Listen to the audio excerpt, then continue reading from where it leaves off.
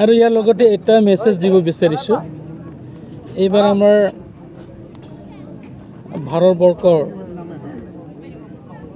প্ৰধানমন্ত্ৰী নৰেন্দ্ৰ মোদীজীৰ আৰু তেখেতৰ নেতৃবৃন্দসকলৰ আমাৰ ৰাষ্ট্ৰৰ যেটা এটা ডিচিশ্যন, এইটো এটা ভাল ডিচিশ্যন আমি ক'ব লাগিব। কাৰণ হৰ ঘৰ ত্ৰিৰংগা মানে পতাকা উত্তোলন কৰিবৰ কাৰণে যিটো আমাক ৰাইজক আহ্বান কৰিছে, আমি দেখিবলৈ পাইছোঁ, আমি ঘূৰিছোঁ, ৰাইজে বহুত সঁহাৰি জনাইছে। কাৰণ এইবুলি আমি নিজৰ ঘৰতে ত্ৰিৰংগা যিটো পতাকা এইটো আমি উত্তোলন কৰিব পাৰিম। গতিকে ইয়াৰ যোগেদিও মই আহ্বান কৰিব বিচাৰিছোঁ, যিসকলে আজি তাৰিখলৈকে গম পোৱা নাই, তেখেতসকলে যাতে বা আমাৰ শ্ৰদ্ধাৰ ৰাইজে 13 তাৰিখৰ পৰা 14 তাৰিখলৈকে নিজৰ নিজৰ ঘৰত যাতে প্ৰত্যেকজনে এই জাতীয় পতাকাখন উত্তোলন কৰে, তাৰ কাৰণে আমি অনুৰোধ জনাইছোঁ।